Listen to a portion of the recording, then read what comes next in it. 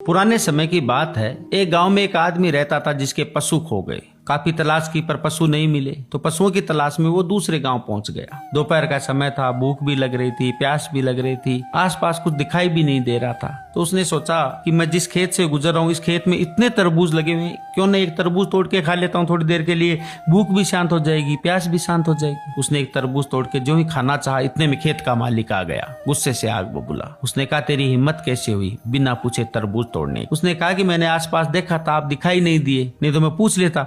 और वैसे भी तरबूज के लिए क्या पूछना था, खेत में इतने लगे हुए हैं, कभी हमारी तरफ आओ तो आप चार खा लेना। कि नहीं, मैं तुम्हारी तरह बेवकूफ और चोर नहीं हूँ कि लोगों के खेत में चोरी से तरबूज तोड़ के खाऊं। ऐसा कह के उसने तरबूज में मिट्टी डाल दी। वो कुछ नहीं बोला, चुपचाप चला गया। संयोग से जिसने तरबूज में मिट्टी डाली थी वो किसी काम से उसी के गांव पहुंच गया और रात को देर हो गई। अब उसने सोचा कि मैं रात को तो गांव जा नहीं पाऊंगा, क्यों न इसी गांव में किसी के यहाँ रात को रुक जाता हूँ। और संयोग से वो उसी आदमी के घर पहुंच गया और बोला कि श्रीमान जी, मेरे को रात को देर हो गई है, इस गांव में आया था मैं कोई काम से, अब मैं गांव तो जा नहीं पाऊंगा, अगर आपकी इजाजत हो तो मेरे को रात रुकने की जगह दे दीजिए, खाना देने की जरूरत नहीं है। वो आदमी उसको पहचान चुका था कि ये वही आदमी है जिसने मेरे तरबूज में मिट्टी डाली थी। उसने कहा, क्यों नहीं, मेहमान भगवान के समान होते हैं, आप जरूर आइए, हमारे घर रुकिए, रहने के लिए जगह भी देंगे और खाने के लिए खाना भी देंगे। वो बैठ गए, उसने खाना लगा दिया, दाल चावल। जो ही वो खाना खाने बैठे उन्होंने कहा,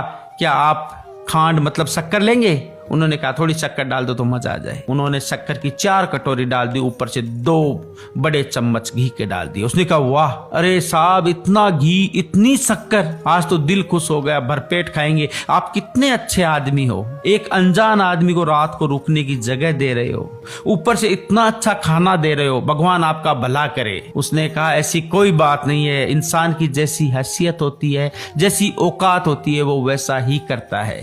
आपकी औकात एक तरबूज में मिट्टी डालने की थी और मेरी औकात दाल चावल में घी और शक्कर डालने की है। आदमी समझ गया था कि ये वही आदमी है जिसके तरबूज में मैंने मिट्टी डाली थी। शर्म से आंखें झुक गई। दोस्तों, कहानी का मतलब बस इतना ही है कि कुएं से कुआं कभी नहीं मिलता, पर आदमी से आदमी कभी भी मिल सकता है। इसलिए व्यवहार जिंदा रखिए, प्रेम जिंदा रखिए। क्या मालूम कब कौन किसके काम आ जाए या फिर कब कौन काम आ जाए।